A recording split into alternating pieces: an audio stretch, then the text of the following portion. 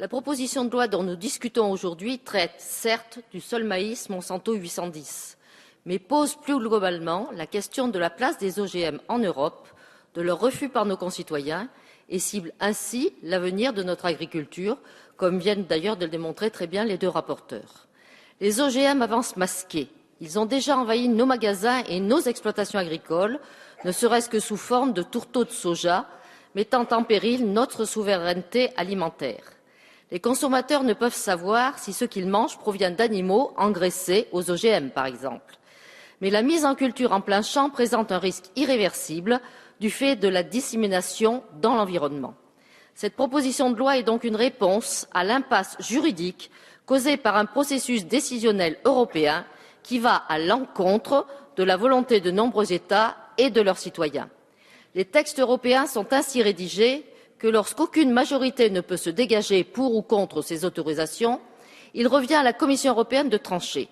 Les États défavorables n'ont d'autre solution que d'opposer des clauses de sauvegarde juridiquement fragiles, puisque l'État membre doit justifier des risques.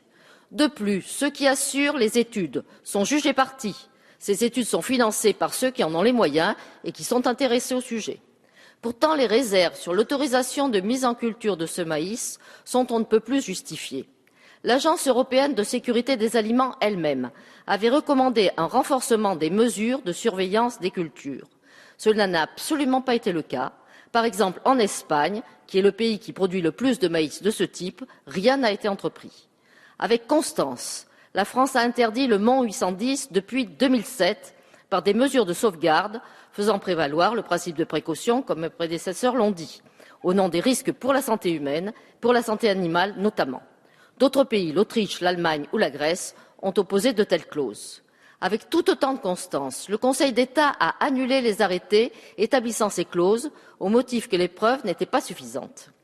La proposition de loi déposée au Sénat, afin de donner une assise juridique à l'interdiction de cet OGM, a été rejetée pour des motifs de procédure, derrière lesquels on peut percevoir le poids des lobbies de la chimie et de l'agriculture industrielle et un soutien sourd aux OGM de la part de certains parlementaires. Depuis, vous avez pris, Monsieur le Ministre, un arrêté qui interdit la commercialisation, l'autorisation et la culture de ce maïs. Il fallait, avant les semis de printemps, répondre à l'urgence créée par le vide juridique de l'annulation de la clause de sauvegarde par le Conseil d'État. Il est important que la représentation nationale s'exprime aujourd'hui clairement sur ce sujet et apporte son soutien à la décision du gouvernement. Cette étape est nécessaire, mais elle n'est pas suffisante. Il faut aller plus loin et interdire la culture en plein champ de l'ensemble des OGM sur le territoire national. Même si Monsanto a déclaré ne pas vouloir cultiver d'autres variétés en Europe, d'autres firmes frappent à la porte, comme on l'a vu, avec le maïs pionnier TC 1507. Comme les États de l'Union se divisent sur ce sujet, la Commission européenne a indiqué qu'elle n'avait pas d'autre choix que de l'autoriser. C'est faux et c'est aberrant. Il ne faut pas que cette situation se renouvelle. La Commission ne peut prendre seule une décision politique ayant de telles conséquences. Pour cela, il faut dépasser le débat sur les clauses de sauvegarde. Il y a donc urgence à réformer le cadre communautaire d'évaluation des risques, d'autorisation et de contrôle des OGM. Que propose la Commission européenne? De transférer aux États la responsabilité d'interdiction de plantes transgéniques sur leur territoire national.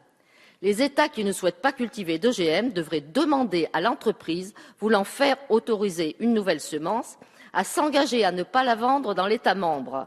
Si l'entreprise refuse, l'État membre pourrait en interdire la culture sur tout ou partie de son territoire en invoquant des motifs autres que sanitaires et environnementaux.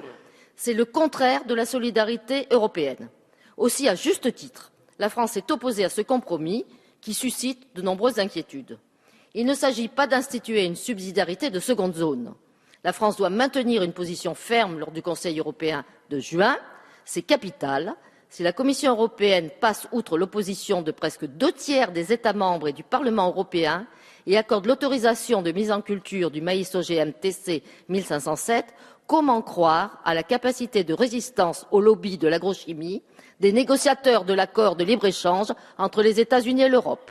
L'Europe ne doit pas céder aux pressions des multinationales. La France peut et doit montrer l'exemple. C'est pour cela que nous voterons cette proposition de loi.